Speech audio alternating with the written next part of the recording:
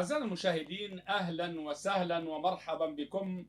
لا تنسوا الاشتراك في القناة وتفعيل الجرس حتى يصلكم كل جديد. الجديد يأتي دائما من قطر، الجديد دائما يأتي بالأفراح. إن شاء الله لقاء منتخب المغرب وفرنسا يكون مثل سابق لقاءاته ضد منتخبات بلجيكا وإسبانيا والبرتغال. فرصة تاريخية لنا لنحقق نصرا آخر ونذهب نحو النهائي أو نسير نحو النهائي. النهائي ليس بصعب، في متناول اللاعبين، ومنتخب فرنسا في لقائه ضد منتخب انجلترا اثبت انه منتخب ليس من ذاك الحجم الثقيل او كما تروج له الصحافه الفرنسيه. الانتصار يصنع فوق الملعب، الانتصار تصنعه الرجال فوق الملعب، الانتصار يصنعه تصديات بونو، الانتصار يصنعه صمود أمرابط والآخرين، وفنيات زياش وركض حكيمي وكذلك مزراوي، وأهداف نارية تأتي من رأسية النصيري. المنتخب المغربي يتأهل إن شاء الله، وبإذن الله سبحانه وتعالى سيكون في النهائي.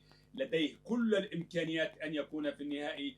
العالم كله يتحدث عن هذا المنتخب الذي أصبح حديث كل الكرة الأرضية. تتحدث عن منتخب المغرب، تتحدث عن نجوم منتخب المغرب.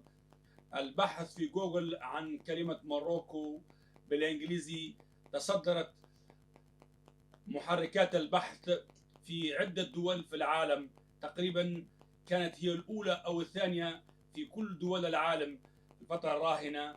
هذا المنتخب لا أقول أنه عرف بالمغرب لأن المغرب معروف من قبل هذا المنتخب، ولكن هذا المنتخب شد الأنظار المغرب.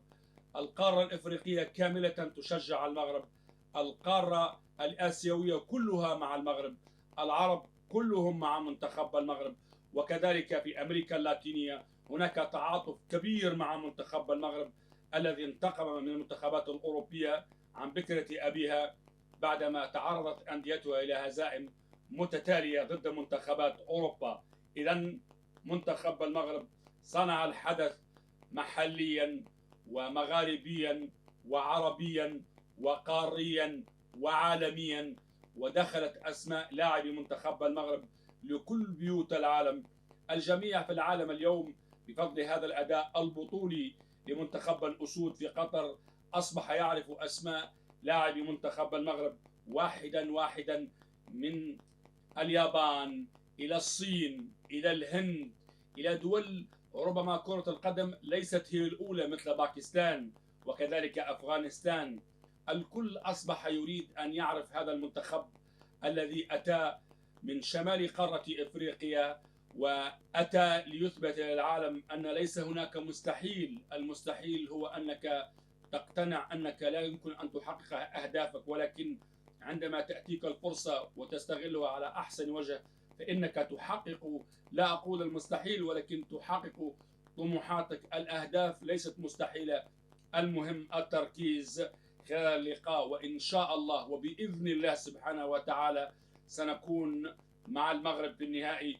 إن شاء الله يرفع منتخب المغرب هذه الكأس، وهذه الكأس غالية على قلوبنا كلنا، وهي في متناول منتخب المغرب، فما عليه إلا أن يعود بها إلى المغرب ليفرح شعوب أفريقيا وآسيا وأمريكا اللاتينية وحتى أوروبا والعرب وكل الأجناس، لأن العالم لا أقول يتعاطف مع منتخب المغرب، ولكن يتمنى له أن يسير يسير يسير مثل ما طلب منه الرجراجي.